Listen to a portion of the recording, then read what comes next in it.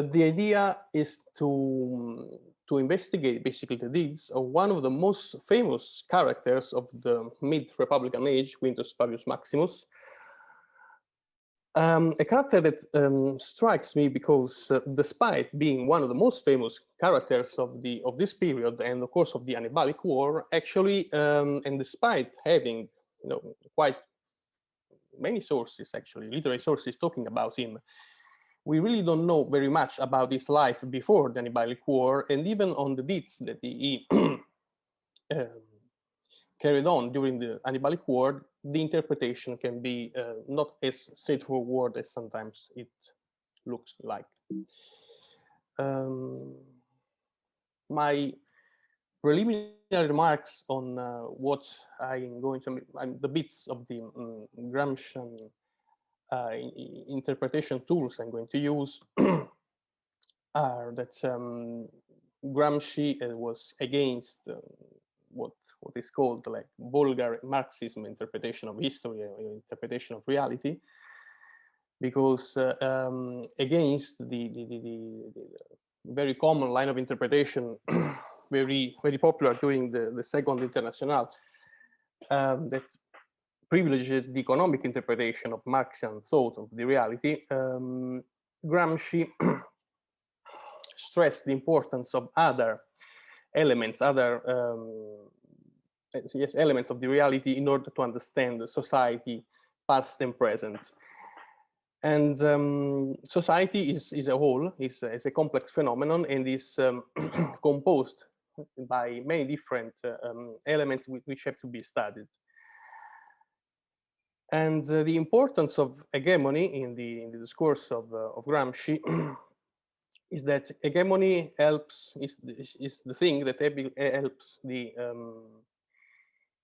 to keep together clusters of the society that are different and that have different view of the world and even different needs. So I'm going to use as much as I can the old difference between infrastructure or structure and superstructure, which is of course a difference that was already introduced by Marx. And for Marx, the definition of structure or infrastructure was pretty much clear, because it was the base of any system and of any society, sorry. And it was made up by the forces, the means, and the relations of productions. So it's everything basically that refers to the economic organization of a society. Less clear in Marx is the definition of superstructure, but we can say that in very general terms, it has to do with the culture of a society. And the superstructure, of course, tends to originate from the structure and influence the structure in order to keep the stability of a society and the ruling elites, of course. Gramsci stresses the importance of the superstructure and includes politics in it as well. And of course, he also stresses the fact that the two terms are in a dialectic relationship. This interaction between structure and superstructure creates the historical block, which is the actual historical societies. And before starting with the analysis, it's important to keep in mind that for Gramsci, this differentiating between structure and superstructure is just an analytic tool, which doesn't mean that structure and infrastructure in reality are two separate things. They are one intertwined phenomenon, but we can keep them separated only for the sake of the interpretation and analysis of the society. I chose to report this piece of the famous book from Cornell, The Value of the Literary Tradition Concerning Archaic Rome, because I think that as in it, most of what I think is the problem in dealing with Fabius. As the historical tradition of the Roman Republic was not an authenticated official record or an objective critical reconstruction. Rather, it was an ideological construct designed to control, to justify, and to inspire, which probably can be said of any historical tradition of any given period of the humankind, but we will see how it applies to the history of Quintus Fabius Maximus. So let's start with what we know about his life. As I said before, we have, in principle, a very long list of writers who dedicate some space to the deeds of Quintus Fabius Maximus. We have some more contemporary writers like Fabius Pictor, Quinctius Alimentus, and Cato the Elder. Of course, of these writers, most of what they wrote is lost forever. And then we have many later writers, mostly, but not exclusively, from the imperial age, like Livy, Appian, Plutarch, Polybius, Valerius Maximus, Silvius Italicus, Cassius Dio, and Polyanus. And this is important because also this tells of the enduring fame that the myth of Quintus Fabius enjoyed over the course of the Roman history. The few biographical data we have for the life of Quintus Fabius Maximus before the Hannibalic War are not much. We know that he had a cognomen verrucosus because of a part of his lip. And Plutarchus says that when he was young, he was called ovicula, because when he was a child, he was slow to act and to understand, but he was also nice and kind. We know that in 233 BCE, he was consul for the first time. Then he won a war against the Ligures in the north of Italy. And again, according to Plutarch, this was his only victory on the pitch in life. Another important thing is that during that war, he dedicated a temple to the divinity of Honos, the honor. Later on, 3 years later, he became censor, but we really don't know much about this period of his life. And in 228, he was elected consul for the second time. By this time, basically, his cursus honorum seems completed. He had attained a great honor. He had accomplished most of what was possible to accomplish over his life. And in this part of his biography, it's interesting because we find some elements which will be very interesting in the second part of his biography, the Hannibalic part of his biography. The first is that he was called ovicula because he was slow to act and to understand since he was a child, you know, foreshadowing, of course, his attitude during the Hannibalic War. And again, that during his only victory on the pitch, he dedicated a temple to Honos, and we will see that honor is a very important element of his biography. So, after the outbreak of the Hannibalic War, of course, Fabius was again at the center of the political contest in Rome. He was elected dictator in 217, and he had a magister equitum, Marcus Minucius Rufus, who was not really, was quite an enemy for him, basically. So how Fabius Maximus became an ideal hero for the creation of the Mos Maiorum? The most famous example of, the most famous definition, the most famous description of his deeds is preserved in one of the few fragments we have from the Annales of Ennius, super famous verses that say that one man, unus homus, nobis cunctando restituit rem, one man waiting, he gave back to us the commonwealth, the common salvation.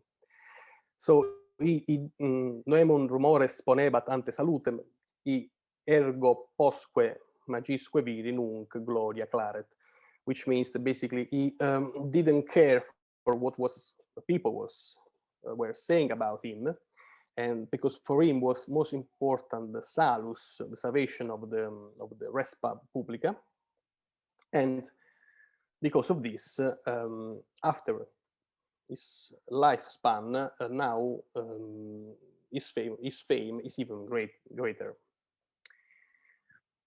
So what we know is, like, according to the tradition, the contemporary of Fabius were not really enthusiastic about his way of conducting the war against Hannibal, because he was considered a coward because he refused to attack battle against Hannibal.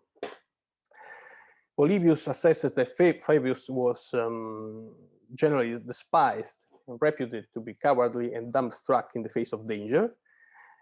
And pretty much the same thing says Polyanus, that he was accused to be a coward even by the senators. And Plutarch says that even the soldiers were not happy with Fabius' contempt. And actually, that only Hannibal, who was a genius, a military genius, understood that Fabius' behavior was very intelligent and clever. And also Fabius had to confront the opposition of his magister equitum, Minucius. So it was a very, really a situation of one man against all the others. We can say that his only supporter was his main enemy, Hannibal. Cicero, in De Senectute, claims that Cato the Elder was an admirer of Fabius, who, when was an augur, used to say that whatever was done for the safety of the res publica was done under the best of auspices, and whatever was done contrary to the good of the Commonwealth, of course, was ominous and inauspicious. And in this passage of Cicero, we see a very typical opposition of all the reports about the life of Fabius. Fabius is the hero who places the importance of the res publica and the Commonwealth against what? Against his own personal glory, because for a Roman leader, for a Roman commander, the best way to earn glory was, of course, to win a battle on the field. And in the Hannibalic War, Fabius refuses to do so.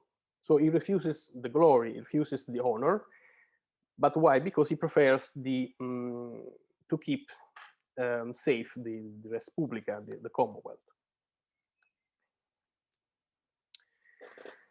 I have also chosen a few more passages from Livy. For example, Livy returns many times on Fabius' example. And he says that basically after the span of Fabius as a dictator,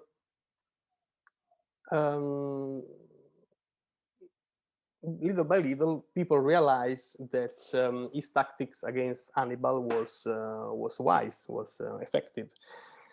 So the consules for the 217 follow the tactics of Fabius. Of course, this behavior changes completely in 217 with the Battle of Cannae. And according to Livy, Lucius Aemilius Paulus, who dies at Cannae in 216, still, before accepting to attack the battle, he remembered the advice of Fabius not to engage in open war against Hannibal. And also, Livy says that in 208, the two consuls of the year were too eager to wage war, and they fell in a trap set by Hannibal, and consequently died. And then Livy says that, I mean, they act unlike Fabius, but fortunately, this does not mean that all the soldiers die because of this. So, the year after, in 2007, the Senate and the people elect consules who seem to follow in Fabius' footsteps, Fabian consules. And also Livy says that at some point Hannibal himself imitates Fabius. He says artibus Fabi sedendo et concretando bellum gerebat. So even Hannibal starts to imitate Fabius. And we also arrive to another very famous passage when Lucius Aemilius Paulus triumphs at Pydna. He says that he imitates as well the contempt of Fabius, who preferred to have his independence of command lessened by popular folly rather than to neglect the best interest of the state for the sake of acclaim. So again, we have this opposition. It's much better for a commander to give up to personal glory, even to be despised by the common people, even by the senators, in order to achieve this the salvation of the res publica. In this respect, is also very interesting the famous quarrel between Scipio the Africanus and Fabius, because again, it's Plutarch who gives more information about it. That when the star of Scipio starts to rise, and in a way, Scipio basically takes the war against Hannibal as a personal, as an individual task. Fabius is against this attitude of Scipio, and tries to oppose him, to prevent him from from transforming the war into a personal fight against Hannibal and Carthage. And so he does what he can basically to prevent Scipio to become too important. And this is also another interesting point that I will go back to later. I will make a jump here and see. So I will go back to my favorite imperial period for just 2-3 minutes, no more, to show how this how can I say this holographic representation of Quintus Fabius Maximus as the hero of the res publica is still lively centuries after Fabius' death, even in the Augustan period. Because when Appian, he writes his books on the Hannibalic Wars, of course, he talks about the deeds of Fabius, and also he explains that there was the relationship between Fabius and this Magister Equitum was not the best in the world. So after explaining what happens between Fabius and Minucius, he says that Minucius, recognizing his own want of experience, laid down his command and delivered his part of the army to Fabius, who held to the belief that the only time for a skillful captain to fight is when it is necessary. And then Appian says, this maxim at a later time was often brought to mind by Augustus, who was slow to fight and preferred to win by art rather than by valor. So there is a comparison between the skills of and the attitude of Fabius and the way Augustus was carry on his conquests, basically out in the provinces of the empire. And according to Suetonius, in the life of Tiberius, is Augustus himself that refers directly to the heritage, the moral heritage of Fabius, when writing to Tiberius, he compliments Tiberius and says that Tiberius acted exactly like Fabius, and he says, you, all those likewise who were with you, acknowledge that this verse is applicable to you. The verse is again Ennius verse, unus homo nobis, here is not cunctando, but vigilando restituit rem. So he compares the attitude of Tiberius to the one of Fabius. So why I think is, Fabius has to do with the hegemony ideology and the creation of consent in the mid-republican and even in the imperial age. Because Fabius represents, in a very plastic but also very static way, the shift in the paradigm between the individual valor and the public salus. I mean, the archaic history, the archaic mythological history of Rome had been filled with exempla of individual valor, like the Oriazia against the Curiazi, Horatius Cocles, and even the Fabi, the gens Fabia itself, when they were fighting against Veio. So that part of the history of Rome was, the mythology of that part of the history of Rome was a bit duplicating in some sort of Homeric paradigm of the individual hero against the mass of the enemy or another individual enemy.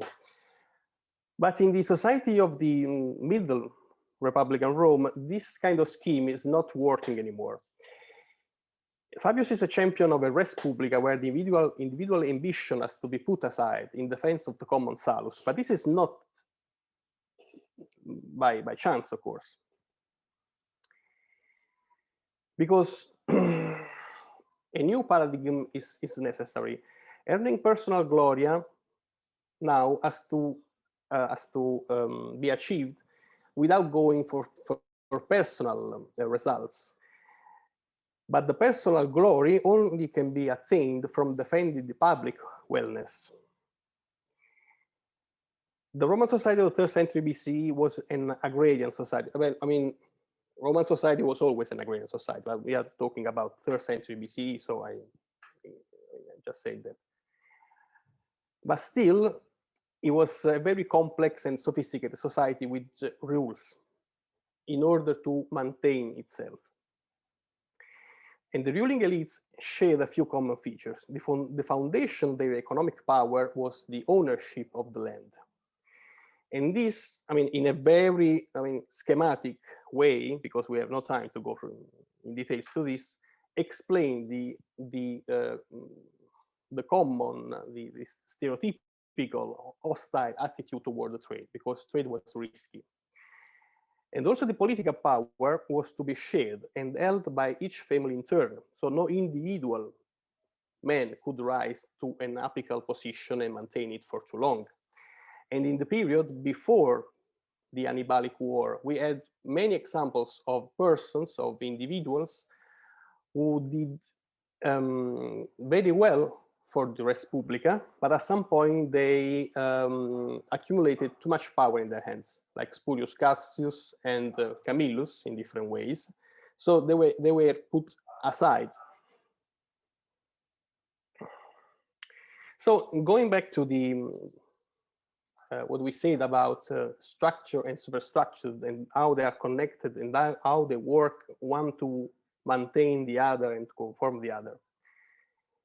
Again, in a very schematic way, in an agrarian society, the importance is the economy of an agrarian society can be extremely fragile, depends on famine, depends on the harvest. So a ruling society who relies on, a ruling class that relies on the agrarian economy needs to have stable, continuous profit from the agriculture. Of course, the earning from the agriculture, from the agrarian society, can be limited in a way, because there are limits in the production that land has. And of course, with trade, you can earn much more money much faster through an agrarian enterprise.